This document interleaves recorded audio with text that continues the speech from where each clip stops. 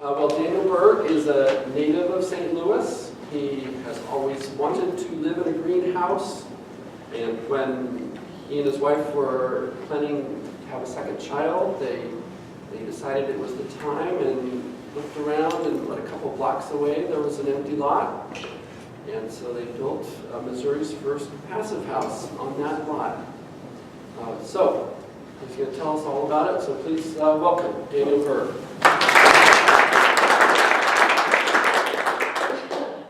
Thanks for inviting me here. I want to put in a plug. If you are online looking at Dancing Rabbit Eco Village, they have some really entertaining videos on their website with Dancing Rabbit TV also that my wife and I enjoyed a few minutes. So I'm talking tonight about the house which we recently built in Dogtown, just inside the city. This is a picture of it here, and it's the first passive house in Missouri. We're going to talk about what a passive house is and why we decided to build it, and then go through some of the technologies that we employ to make it so energy efficient. The first thing I want to talk about is what does it mean to be passive house, and how does that compare to LEED certification? A lot of people probably are familiar with LEED or have heard of LEED, and the two are different types of certification systems for houses which are environmentally friendly. The U.S. Green Building Council certifies buildings through the LEED system, and that's either certified, silver, gold, or platinum, and it's based on a point system. So a building can get points based on energy, innovation, water use, siting, materials, indoor air quality, education, and linkages to society. There's a lot of different ways to get points. So you could actually have a LEED certified building that's not energy efficient if you get your points in other ways. So there's a wide range of buildings which are LEED certified. Passive house is performance based. It's all about how much energy the house uses. So there's criteria which have to do with energy use and air movement. A passive house cuts energy use of your average house by 90%.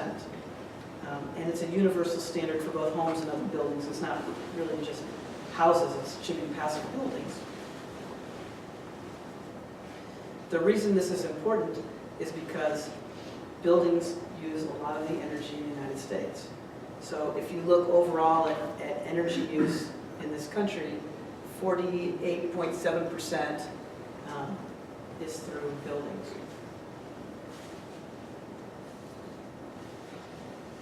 The basic ideas of a passive house is that it has an airtight building shell. There's a low heating and cooling requirement, and the total energy use, including all of the appliances and everything you do in the house, is low. And so you have to make certain energy use criteria in order to qualify as a passive house. This is a picture of a town where there was a tornado, and this picture's from Gary's Steps, who's in the back here. You can see that this house, which was built with insulated concrete forms, is a passive house, and it's still standing. And you can see all the other houses here were knocked down by a tornado. So this is one of the side benefits of this type of construction, that it's more weather resistant to tornadoes and high winds. They also have extremely low energy use, and they're relatively quiet compared to a typical house. This is a graph from the Passive House Alliance, which shows energy costs in an average house compared to a passive house on the right. Energy is a little cheaper in St. Louis than most of the rest of the country. So you can see they're looking at 0.14 or 14 cents per kilowatt hour. We're a little lower here. We're at about 8.5 cents a kilowatt hour. But making these assumptions, a typical house will cost between $2,900 and $5,400 a year to heat, cool, and use electricity, while a passive house is in this range under $200. I was going to talk about our road to building a passive house and put pictures of the building as it went up. So one of the factors was, you can see here, my wife was pregnant. And- yeah, and our house was too small for us. We started planning before she got pregnant, but it actually took a lot longer to plan and build this house than we expected. So the baby was actually living in the living room for about, I guess, 6 months before we could move into the new house. But this is what sparked it. My wife was pregnant, and we were living in a small house. It was 900 square feet, and we needed more space. And we looked at various houses, but I had always really wanted to live in an environmentally friendly house. And so there was this lot which had great southern exposure right down the street from us, and we were able to get that lot and decided to build a new house. And this is a picture of our neighborhood, and you can see this is the lot. Here, I'll use this. This is the lot, and south is down, so there's basically nothing blocking the southern exposure, which is important for building this passive house.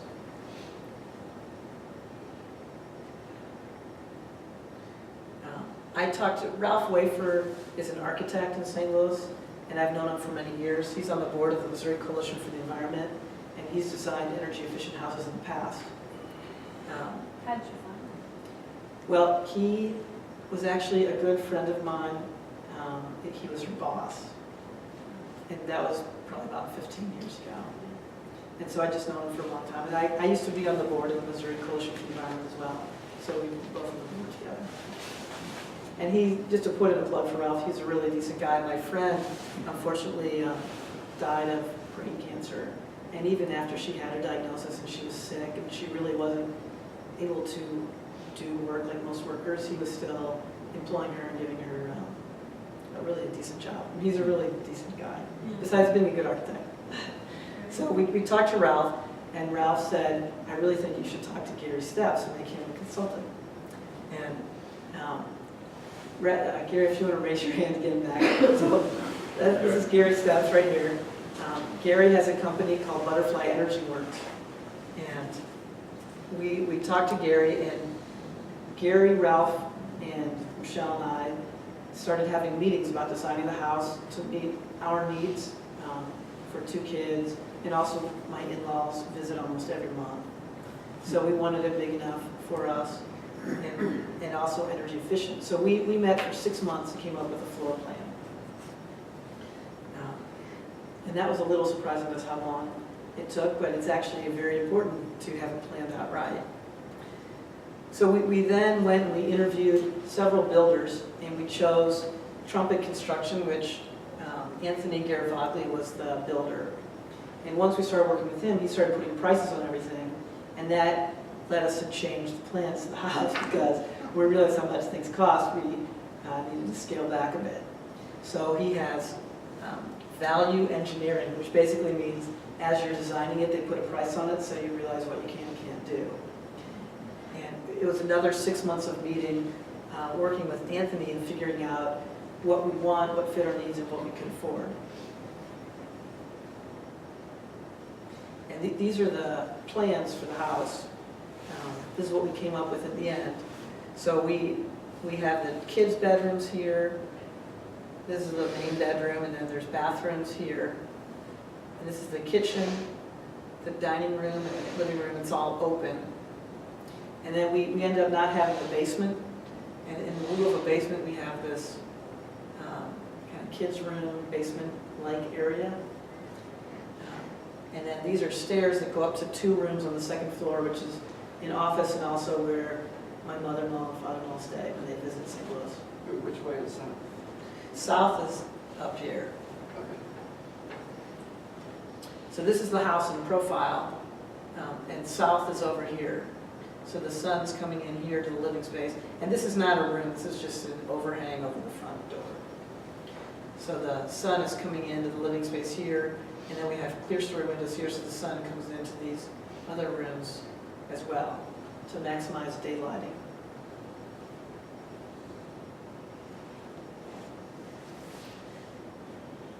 When we got started, the contractor then subcontracted building the envelope to Berg Sweats, and he is an experienced builder with insulated concrete forms, which is the material we use for the walls.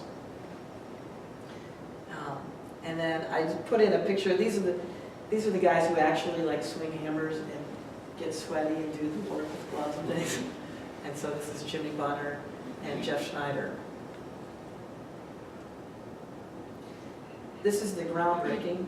We started out with an empty lot, and they came and dug the foundations, and then we use these insulated concrete forms. They're styrofoam Legos, basically, and they're hollow in the middle. So it's like an Oreo cookie, where you have styrofoam, and then a hollow space, and then styrofoam. They're hooked together with these plastic hooker things. And then a cement truck comes, and it has this big crane and a tube, and these guys hold the tube at the end of the crane and pour the cement down into between the styrofoam. Excuse me, what is the thickness of the concrete? Concrete, so it's reinforced with rebar. I think it's about 8 inches. Concrete, this one's 8 inches. 8 inches. Depends on how high the building you want and how much strength you want on it. We chose 8 inches for this. And if you do build like this, I would suggest getting an experienced contractor, because they need to pour it in sections. If you pour too much at a time, you can burst out the walls. So they need to pour a couple feet, let it set, then pour another couple feet, let it set. And you want somebody who has done it before.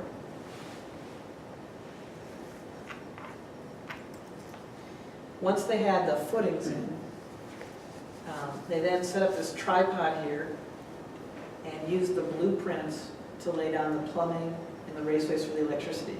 And so I thought this was really interesting. Most houses, the electricity runs through the walls. In our house, they have these plastic tubes, which they laid down before any walls were put up. And then after the slab was laid, they fished electrical wires through that. So they really have to be exact based on the blueprints that the architect makes. Once all the plumbing and the raceways were in, they came in and put gravel down. And then 2 layers of pink insulation. And this is something that most conventional houses don't have. Most people don't put insulation under the basement or under the slab. But if you want to have a very energy efficient house, you really need that, or else in the winter you're going to be heating up all the ground around your house. Right, you're paying to warm the ground around your house. So you can pay now with some insulation, or you can pay over the next 20 years with your heating bills. This is my daughter standing on it. Once all of that pink, so this is all under the cement, and then once that was all down, then they came back, and you can see these are the men laying cement over all the foam underneath. And because of this also, the floors are relatively warm. If you walk barefoot in the basement of a typical house, it's pretty cold in the winter. And this is relatively warm. It's not, there's no, some houses have heating underneath the floor, which is very efficient, but it's also very expensive, and it was not in our budget. So, but our floors are pretty warm because of all this foam on the floor. And then once this slab was down, then the walls started going up more, and you can see they're framing out the windows as they're putting up the walls. Yeah, Jeff? Does the floor have a certain amount of give because of the foam? Doesn't seem like it. No, No, it's rigid. It's just, it's like, it's a pretty thick slab of cement. Were you going to say something, Gary? And the foam this is closed-cell foam. It's extremely dense. You saw Ella wandering around and stomping on it, and all the workers did too, so. Yeah, like all the workers walked on it, and you couldn't ever see a footprint or anything. It's pretty thick. Is it 2 layers of 2 inch or 2 layers? Is it 4 2 I inch? or think it's two layers of 4 inch. 2 layers of 4 inch. Yeah, that's right, Rick. Yeah. Yeah. So it's pretty thick. Yeah. Yeah. So, and the gravel's below that? Right. Right. So there's gravel and then the pink foam. Well, it's actually, there's gravel and then they put down a water barrier. Then the pink foam. Then they taped that pink foam to make it so air can't move around. And then they put the cement over that. Yeah, so when you think about radon, It's not when coming you through. Kasiraki radon, there's no radon. Nothing gets through that. I got One it. kind of interesting thing, with all the cement, it puts off some humidity. And so right after we moved in our house, we had a humidity problem. And apparently, when you use cement like this, the first year you often get more humidity in the house than usual. So you'll see our energy bill was a little high that first month, and then once we could turn off the dehumidifier, then things went down a lot. So here, there's a picture of the walls going up some more. So you have concrete walls. Yep. And those remain insulated on both sides? Right. Yeah, Forever. forever, yeah. So this is, our roof is what they call a structural insulated panel, and this is actually another kind of Oreo cookie. So it's wood, and then styrofoam, and then strand board again.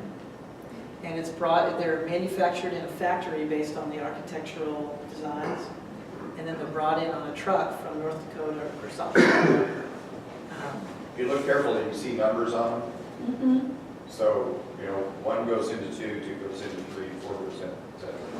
So they drove up to the lot on this truck, and then they used a crane and hoisted them up onto the ceiling. Is there off-gassing from the foam? I don't think there is. Not really. Almost none. We haven't noticed any. If you're using really high-tech stuff, you can get a little bit of outgassing, but this high-density styrofoam doesn't have any of the VOCs that you're used to in some of the other technologies.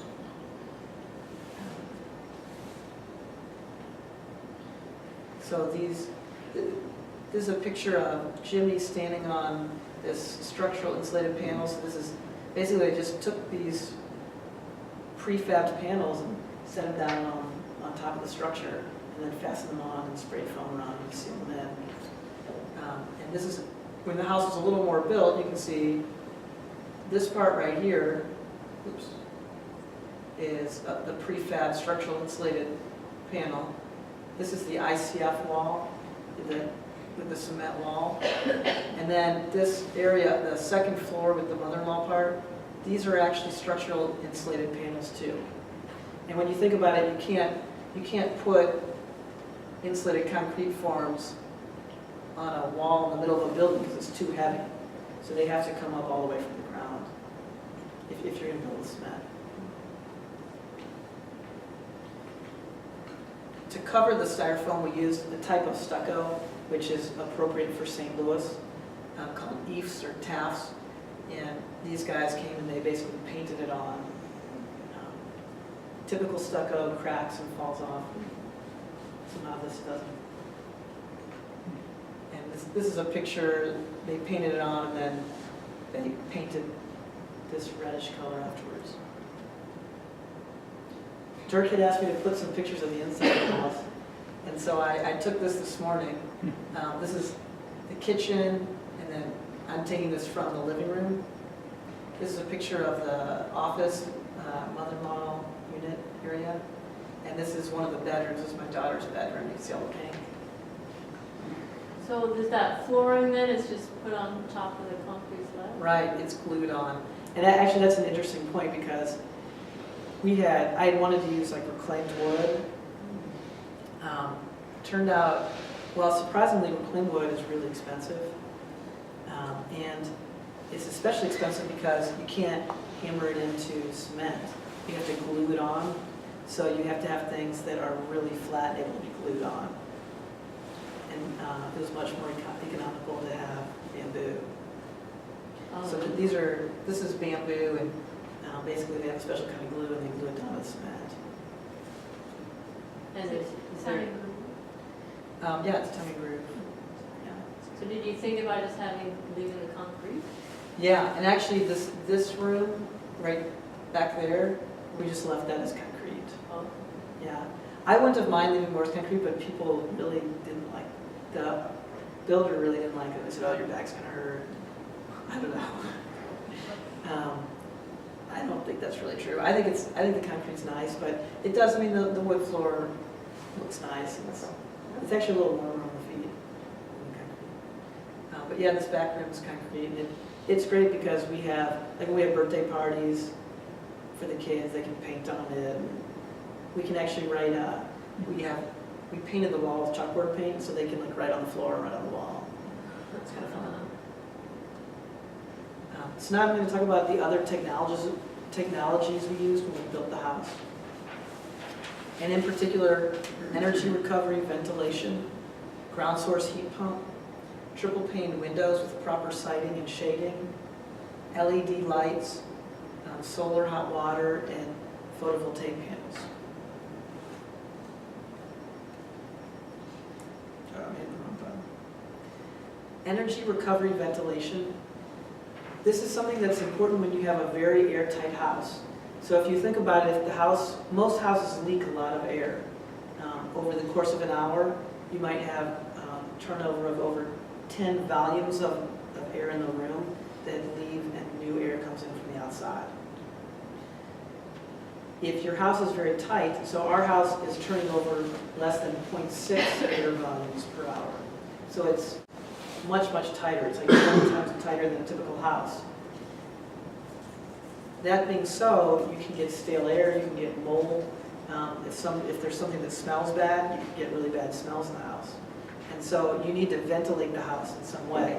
And an energy recovery ventilator pulls in fresh outside air, and while the stale inside air passes through an exchanger and gives its heat and humidity to the incoming air.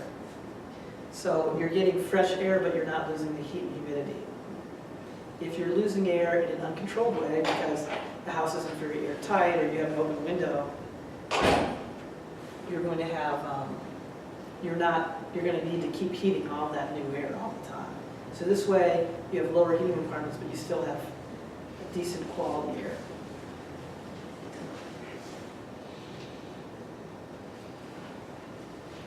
And that's, if you have a very airtight house, you really need one of these. I actually have a friend in Boonville who built a really tight house on their own, strong bales, and I can tell you there were a lot of bad odors in that house because they didn't properly ventilate it.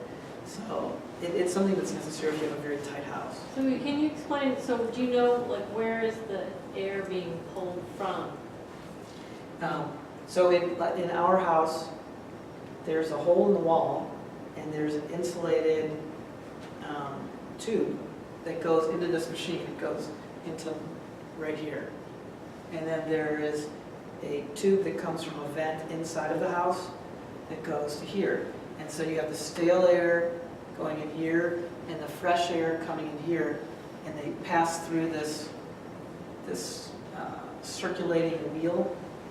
And as the stale air leaves, and I don't really understand the physics of this, but somehow it gives the heat and humidity to the incoming air.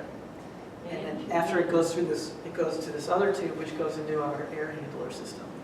It gets pushed around the house. So, but it's just pulling it from one place. Right, it's pulling it from a hole in the wall that goes right outside of the house. So whereabouts is this unit located, inside the house or outside the house? It's I'll show you on the floor plan. Right there. It's under the stairs right here. So it's, bedroom, stairs, and under the stairs there's like, it's about this tall. And then it's right back here. Do you have, And it goes, there's a hole in the wall right here where the fresh air comes in. do you have bathroom fans and kitchen fans? Yes. Are they They're- hooked into this system? No. There's some. That's an interesting point of discussion. Some people have tried to do that, and depending on how long the runs are, that's a disaster. If you look at modern code, it says you need to get bathroom and kitchen vent outside as quickly as possible. So modern code says straight shot to the outside from wherever you are. There are people who try to route it through the ERV or HRVs, and you have extremely small ducting, and every time you do a 90-degree, you put huge amounts of back pressure in it. So you start out with a 50 CFM fan, and it's basically running at 10 CFM. And then you end up with odors and humidity and whatever. So it would be perfect, in a perfect world, you'd like to route that through the ERV. But from a practical standpoint, Like when, physics doesn't let you do that. when we're taking a shower, let's say we're in here taking a shower, or I was just sitting here before I came here, so I'd smell good for everybody. Taking a shower, and the fan, there's a fan right here, and it blows the air out into the, into this little alleyway here. So because of that, there's negative pressure in the house because you're blowing air out, and so the ERV will suck in more air because it can sense the pressure difference. So it sucks in more air and brings in more fresh air to replace the air that's being vented out through the bathroom. And it's about 90% efficient, so you don't lose that much energy by venting out your air because you're preserving the heat and humidity in the house by sending the fresh air coming in through the ERV. Yeah.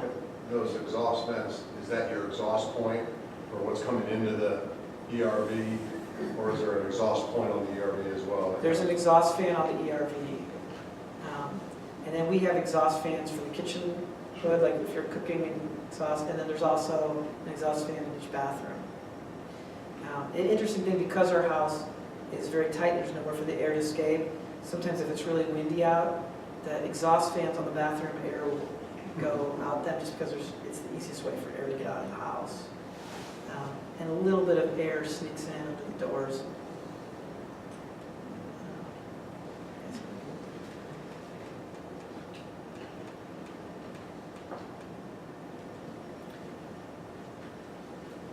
This is probably to me, it's sort of like the thing, I had never heard of this before we built this house, and it's sort of like the most foreign technology to me before building it, but it is something essential if you're going to make a really tight house.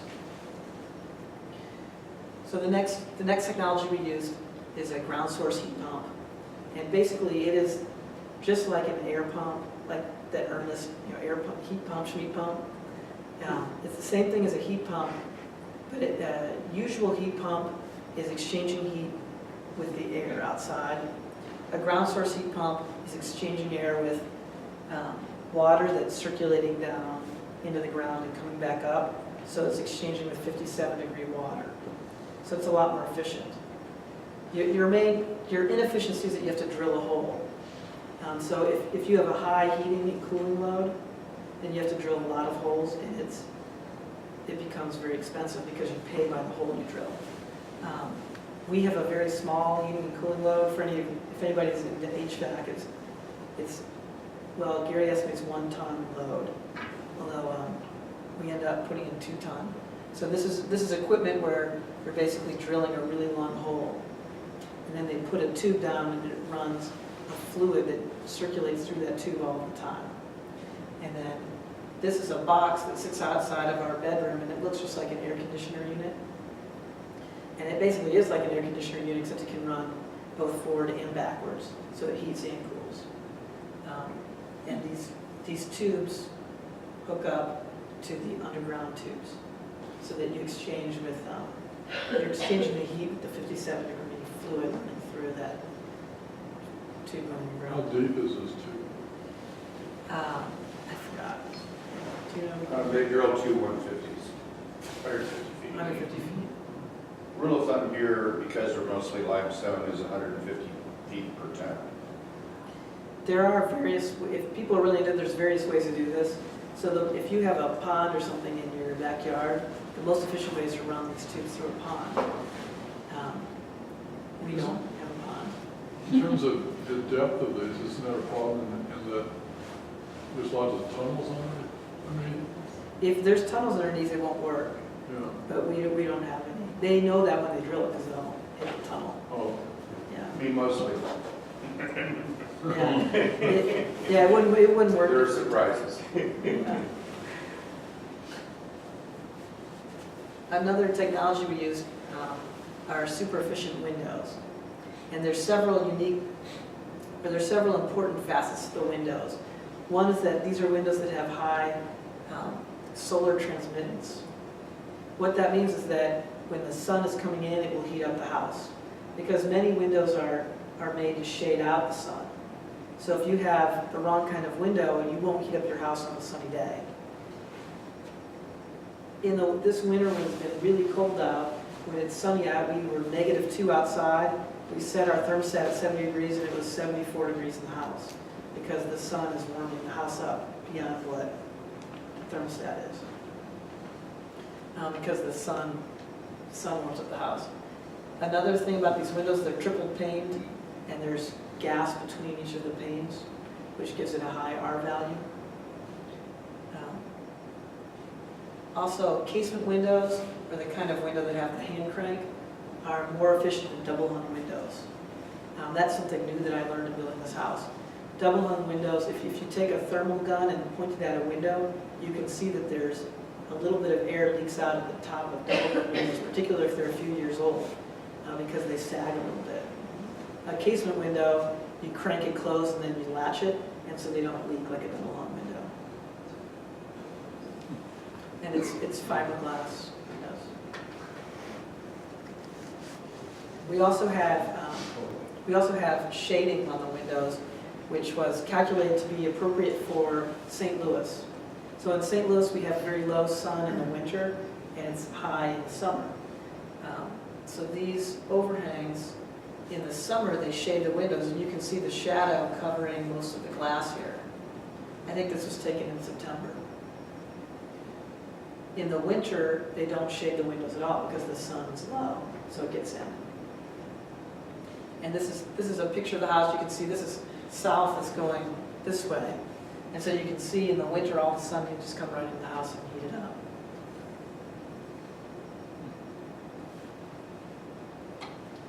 We used LED lights. LED is the next thing in lighting, I guess, until something better comes. They consume 80% less energy than an incandescent, and they last for many years. In a building with incandescent lights, lighting can consume 30% of all the electricity. LEDs also use only half the energy, produce half the heat as CFLs, and there's no mercury.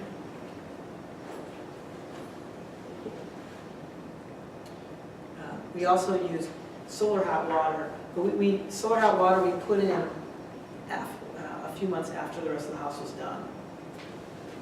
And you can see there's, up on the roof, there's these big black panels at about 60-degree angle. And so these heat up on a sunny day. They heat up a lot. Even in the winter, they sometimes get up over 200 degrees on these panels. And then they connect with a tube directly into the utility room. And so these two tubes go up through the roof and hook up to these panels. And there's temperature sensors here and here. And when the temperature up on the roof is higher than the temperature in the hot water tank, then the motor kicks on and the hot fluid runs through an exchanger in the tank. And this tank on a sunny day, so we got this in September, which was the hottest month we've had it so far. But when it was a sunny day in September, this tank it would be over 200 degrees. It has 100 gallons in it. It's free, It's, well, except for the motor. it's free once it's installed. That's what I meant. Yeah. So this was a retrofit, so like most of us would have to do? We You didn't have- planned, no, we planned to put this in from the start. It's just that when you work, a lot of the stuff we did after we were done with the general contractor, because the way the general contractors work is that they charge you 10% on top of everything else. So the solar panels and the solar hot water, we waited until after we were done with the general contractor and then paid those companies independently just to save more money. But to your question, it basically cost them the same amount it would cost you to put them on your home. Yeah. What you got to do is cut a hole in the roof and put panels up and build this infrastructure. Yeah, it was a retrofit in that sense, like there weren't holes in the roof until the guy who installed this came and drilled a hole in it. Right. And then he sprays, once he puts his tubes through, he takes a bunch of foam and sprays it in there to fill it back up. And there's federal credits for this too, yeah. that your only source of hot water heat, or is it? Well, this tank has electric backup. So, But yes, it's the only source of hot water. yeah, except for there's electric coils in there too. So if the temperature falls below 110 degrees in the tank, then an electric coil will heat the water. Yeah. And so basically, if there's no sun for about 2 days in the winter, then it starts using the electric backup. Otherwise, so we did get, I think in the summer, we're gonna have hot water every day.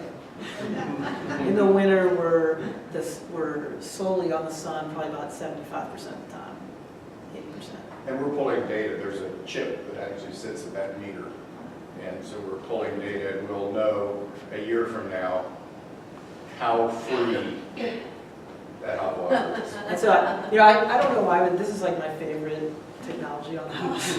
It's just really, You don't it's know like why? very simple. I think it's because I can understand it the best. It's like so simple, it heats up and then, this is an expansion tank because when you think about it, that the fluid, so if it was on those really cold sunny days, the propylene glycol that's running through these tubes was like -5 degrees. I'd go and look at the thermometer up on the roof and it would say that the fluid was -5 degrees.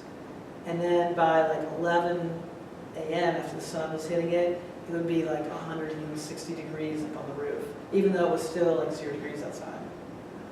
So could your, basically your system be hooked up with a weather report, or then you could program it so that you would be automatically adjusting according to the expected sun that you would get during that day? Is there any consideration about But that? it's kind of like that because there's a motor in here, and it senses the temperature on the roof and the temperature in the tank.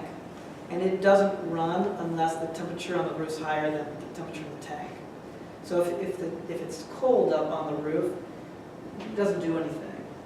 It's just sitting there. Yeah, this is actually a little more efficient than your concept, because your concept says, yeah, but how sunny is it, and how cold is it, and how much heat am I going to deliver? In this case, if there are a few BTUs of heat to deliver, it's going to deliver.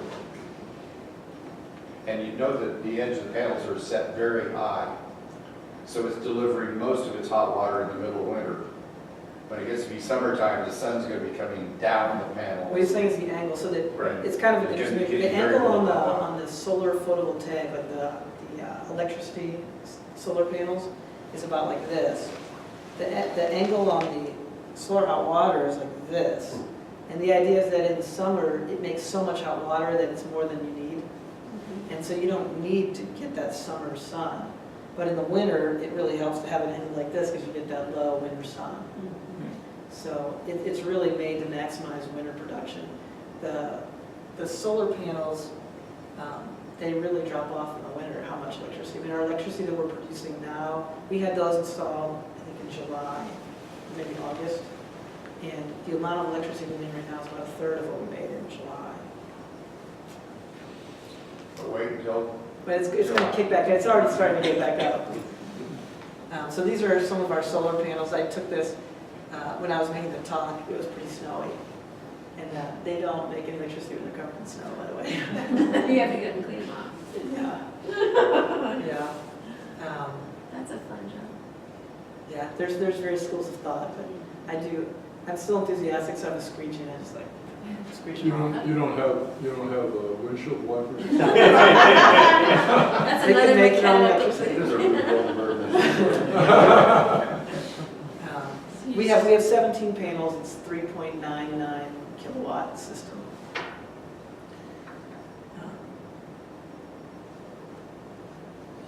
And this is a picture how much the orange is how much electricity we made, and yellow is how much we used. And so you can see there's some of the months we made more than we used, and some we used more than we made. This doesn't include December, January, where we used more than we made. So the orange is where you gave back to the system? Right. Sold back, hopefully. Right. So so these are our actual electricity bills. Now we pay about $20 a month in taxes, fees, and then we do dollar more, and then there's Pure Power where they take $5 a month. So it's not really exactly how much we're using. And so the Ameren doesn't exactly match up with what the solar panel company says we're making either. So we're trying to figure that out. This one in What is the August, bills are the high bill in exquisitely- August was before we had solar hot water. And so that was this bill, and then we were actually net negative in this time, but I still had a bill because so Ameren, we have, our meter runs forward and backwards. They sell you electricity at 8.6 cents per kilowatt hour, but if you make more than you use, then they buy it at 1.5 cents per kilowatt hour.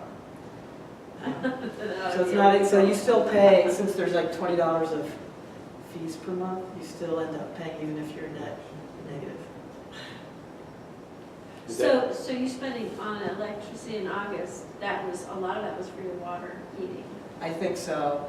I'm trying to remember, I think that was also right after we started living there, we had a humidity problem, and so we ran the dehumidifier a lot. Oh, that's a killer. So that's probably a lot of it too. I think we're also slowly fixing the little problems here and there and finding little gaps. Do they prorate the electricity depending on peak hours or anything like that? So they pay you Not the same residential, amount? no. I'm sorry? Not residential. If you're a commercial organization, they'll do that for you, but residential, they just say, here's the answer and take it.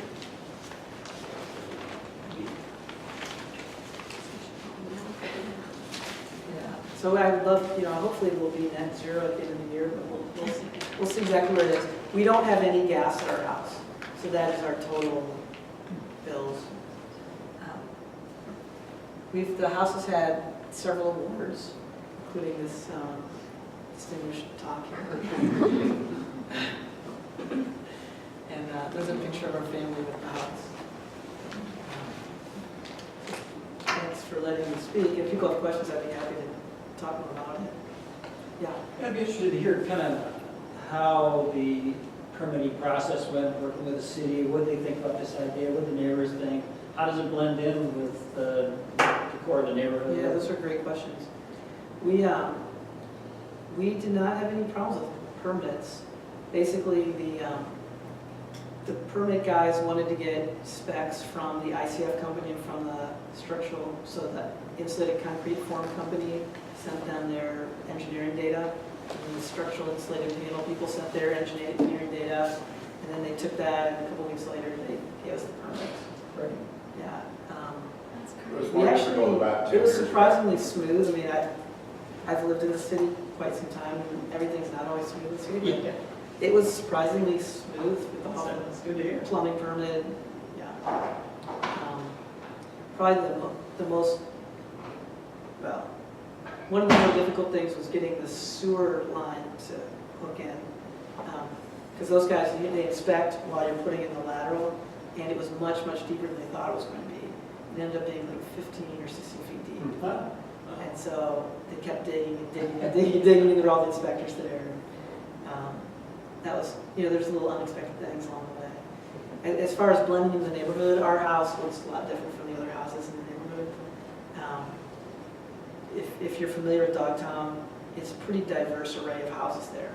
So you have like $75,000, 700 square foot houses, and then you'll have like $500,000 really big, 3,000 square foot houses. And it's really mixed type of housing. So, since you need a double lot, you'd sort of lower the density of the neighborhood. Well, a little bit. Now that lot had been vacant for about 15 years. So we actually raised it. But what it does is guarantee that they don't get covered up by, don't have their solar rights destroyed. Somebody could put a two-story building next to them if they had bought that south lot, and suddenly all that passive solar and all the good things we designed go away. And you got a great lot. Right. Yeah, that's right. Cost to build versus conventional, or what, have you done any? So the cost, it's hard for me personally to judge. The Passive House Alliance says it costs 15% more. Now that being said, building a house is more expensive than I thought it would be. And it's the kind of thing too, probably anybody who's worked with a contractor building a house as you're going on. Once you're really into it, the price keeps going up. So it was more expensive than I thought. Supposedly, it's about 15% more, which is probably about right because I think building a house is just, it is more expensive than you think it's going to be. Yeah. Yeah, the question I have has to do with, I remember you saying you designed it for 6 months and then you decided to do passive house, I think. Is that how it worked? And then you had to you had the value engineering, right? Right. And then you had to change. What things did you give up? One of the things we gave up was a basement. Turned out that putting in a basement would have cost a lot more than putting a couple rooms on the second floor. So that was the biggest design change. Yeah. It looks like your roof is angled, is angling sort of north so that it would appear to me as if it's not receiving heat from the sun as well as it's angled the other way. Am I correct in thinking that? Well, so we have a flat roof. The front is a flat roof, the front half of the house, and that's where all the solar panels and stuff are. I see. And then there is the roof that's slanted with shingles on it. That's facing north, Right. and that doesn't receive any I see. heat. Right. Yeah. But that looks like the major part of the roof.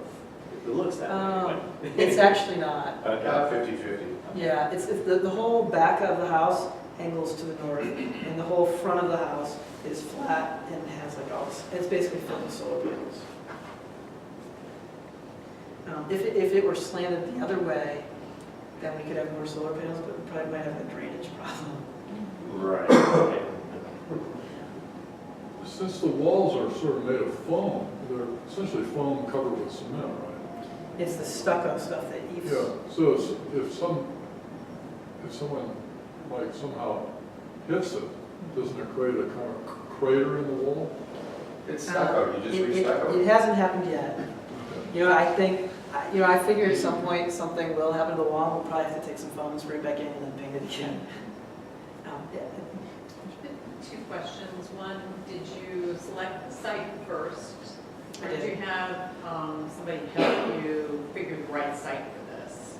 So you just bought the site? Actually, we got the site before I even knew about Passive House. I've been interested in this a long time, and I've read about Amory Lovin's work in Boulder, and we actually got married in Boulder, Colorado, and then I lived in New Mexico for several years too, and was familiar with passive solar design, but I wasn't familiar with passive house. But I knew that we wanted a southern exposure and wanted to have solar panels and this kind of stuff, and we would need to have sunlight for all that. And so we bought the lot first. And then after we met Gary turned us on to the idea of passive house. And I drooled when I saw that lot. That's a perfect. Couldn't have been a better one. Yeah. So then the second question I have is when you were talking about the windows, you talked about the materials that you used for the high solar transmittance, which allowed you to really get a lot of heat coming in on winter days. How does that work in what I think of most of our St. Louis weather, the really hot summer days? How is So if we don't have, it's not, but we have shading. So there's those overhangs. Right. And in the summer, the sun is high, it's a different angle, and so the windows are completely shaded because the awnings block all the sun out. And then there are interior shades to keep ambient heat from coming in. The exception is, as the sun is setting, it really hits the western wall hard. So, and you can't really put awnings up for that because it's low in the sky. So all of these windows, in the summer, they're basically all shaded and they don't get a whole lot of heat coming in. But the windows that you can't see that are on that side of the house, there's 4 windows, and they get a lot of hot sun. You basically have to close the shades because it's that western sun is really hot in summer at sunset. Now, putting that basement in didn't have anything to do with the design of the house, so that it was just a cost that you didn't want to. Right. It's purely financial because it was a lot more expensive. I mean, we saved a lot of money by not putting in a basement, basically. I was a little surprised at how expensive it is to build a basement. And my wife's, I'm from St. Louis, and I had just wanted a basement because I've always had a basement, everybody says this basement. On the other hand, having lived in New Mexico, no one's got that. Yeah, and New Mexico, no one's got a basement. My wife's from Texas, and she never had a basement. She doesn't like basements. And once I saw the cost, then she convinced me. Do you have a garage? It's a carport. So this is the carport, and this is like a little shed for tools and like a kid's swimming pool and bikes and stuff like that. And then this is where the cars go. The other question I had would be about the floor. In many passive solar homes, you don't want to cover up the cement floor because it acts as a thermal sink. And I saw the wood and I thought, wow, you know, in a sense but you might have enough, well, the inside of your walls are insulated, so you don't really have thermal mass particularly there. You just have well insulated space. Yeah. So how does that equation work out? So I'm not really sure. I mean, because I've seen, actually I was in a house that was affiliated with Amory Lovins in Colorado, and they had these huge black tubes filled with water, and somebody did that and warm it up and keep the house warm. And apparently part of the passive house standards is that you can't rely on thermal mass. I'm not exactly sure why. Maybe I'll give Gary this question. Yeah, basically, it's not a radical divergence from passive solar concepts, except passive solar concepts really require you to have large amounts of thermal mass and assumes that the sun's going to come up and it's not going to be cloudy. And passive solar goes the other way and says, if you build a house that's so well insulated and so well designed and so tight that you get a little passive solar, that's great, but you don't need it. So if we had Bodies left are off, around if we the had house. left off the floors as cement, would we have gotten more solar gain, like from thermal mass? Probably not. Not that much. Yeah. And I can tell you, it does heat the house. Like I said, it's really, as long as it's sunny out, on these really, really cold days, our house will be 4 or 5 degrees higher than the thermostat. If we want to cool it, basically we gotta open a window. Which, I mean, that's easy to do, but my wife, like I said, my wife's from Texas, she likes it really warm in the house. Yeah. How comfortable is it? Is it quiet? Is the air feel fresh? So yeah, I mean, the house has been great for us. Very comfortable. The air is it's actually better than our old house. Our old house was 85 years old, and this air is a lot fresher than that house, even though it was a leaky house. So yes, it's been great to live in. And does it require any owner maintenance? Like, I mean, other than maybe... Well, I changed the filter on the air handler, Okay. and I like to just tinker around and stuff, but nothing's broken yet. Just shoveling your snow. There's been a lot of shoveling this winter. Yeah, for everybody. Is there a HERS rating on the home, or is it relative? When we get done, it'll be a negative number. So it's still to be tested? Yeah, To be we're determined. still doing final testing and bringing it out, but it'll be -5 or 10. And all that's because you're judging the actual performance and Right. taking everything into Right. Yeah, we could have given ourselves a HERS number 6 months ago, but people cheat, and we don't like to do that. We want to come back and say, the real house performs like. There's a lot of like little things that we're slowly improving. Like there's like a little leak by the side door, and like put a little foam there. And then the ERV, there was a little bit of leak where like some of the foam was rattling, and then I put like a cloth over basically to tamp it down, and that made it stop doing that. So there's like little things that I think are improving the house. Yeah. Are you considering any landscaping that might Yes. impact? We were talking, I was excited to see that Doug Delaney was coming, because after we built the house, it was all like just dirt. And I read Doug Delaney's book, and I was really interested in that, about native scaping. And so we put down, I'm building a playground for the kids in the side yard, and then we put some fruit trees, and then we left this big open space in the back for native plants. And so it's a slowly evolving thing. I think in about 5 years it'll be really nice. It still looks like a lot of dirt right now, but there's a lot of seeds that are waiting to come up. If you had a slide showing all economics involved. You probably show it, but you probably don't have, you know, all the expenses. Right. What was the question? Well, I imagine you don't have a slide that shows all of your expenses. No, I didn't think that. That would be nice to see. Yeah.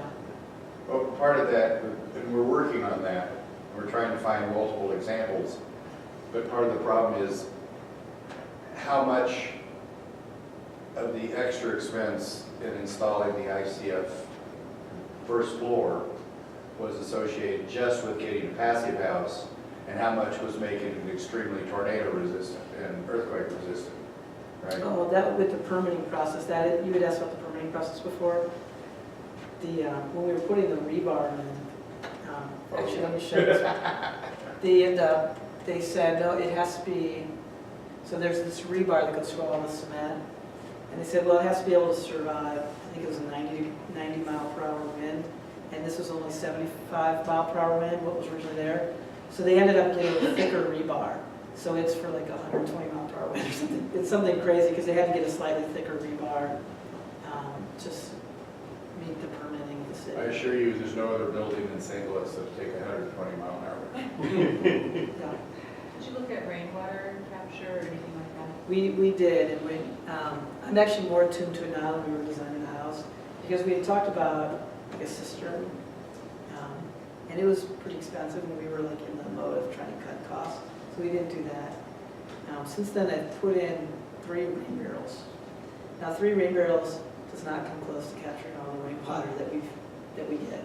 So I'm hoping to slowly increase how many rain barrels and catch more rainwater. Did you look at the possibility of add-ons in the future, say 10 years from now when your economic situation is different than it is today? Or Even like a cistern or something? Yeah.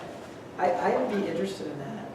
I have a friend who really wants me to put a pond in the side yard to keep the rainwater there, although I really don't want to. A lot of work. But a cistern is, so things that I've learned about rainwater capture. One, rain barrels, you have to have a lot of rain barrels to make an impact. And a cistern is really pretty expensive. So that's like an ongoing project. But right now, my long-term plan is just slowly add rain barrels and take it 1 year at a time. How do you temper your 200-degree hot water at the tap? It doesn't come out like that. It has some kind of magic thing inside of it, and it comes out of the tap the same temperature all the time. I don't know how it works, but it mixes it with the water coming in from the street. There's a mixer circuit on it. So it takes cold water and mixes it with the hot water to deliver 120 to the tap. Let me see if I can find that picture. As you can imagine, when I heard that it was that hot, I was like, oh, it's going to blow up. But it's under pressure, and there's, you can't see it, but there is a sort of an escape thing here. So if the pressure goes up too high, the water will come out that escape valve. It hasn't happened yet. And then for the propylene glycol that's in this, propylene glycol is similar to ethylene glycol, but it's not fatal if you drink it. And it goes through an exchanger, and when it gets too much pressure, it goes into this an expansion tank. And then if it's even more pressure, because apparently you can get over 300 degrees, then there's an escape valve on the roof. But that hasn't, as far as I know, that hasn't gone off. Now, where is that in relation to that other thing under the stairs? Let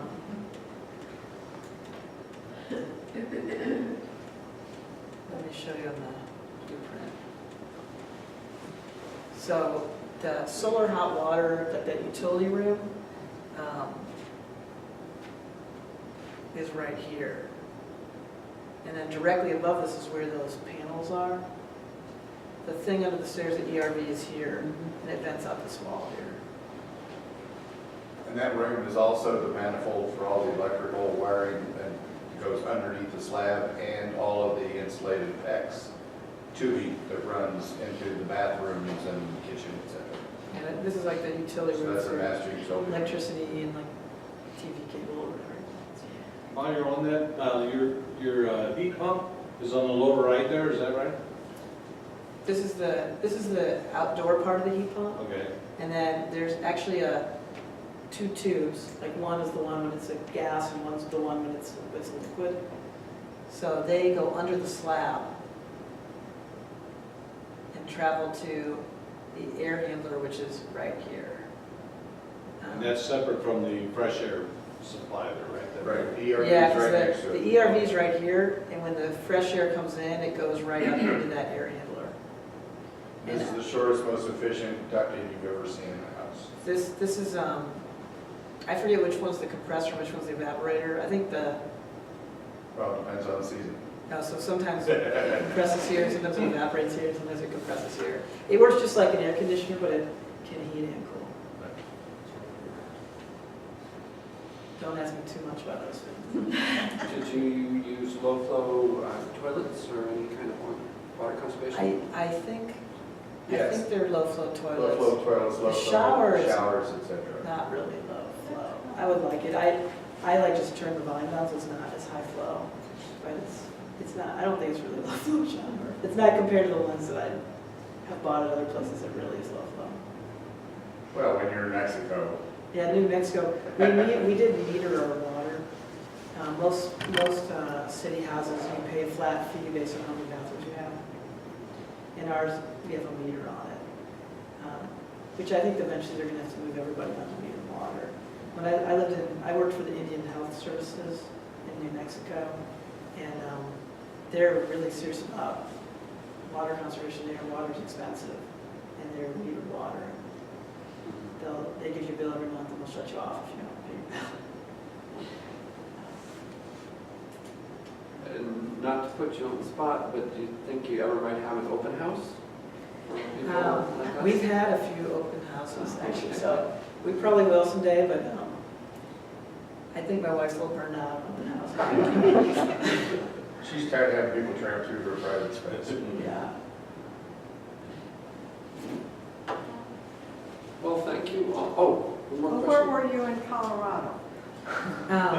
Well, we got married in Colorado because my wife's from Texas, I'm from St. Louis, and she wanted a neutral place. I had a friend whose uncle owned an inn in Boulder.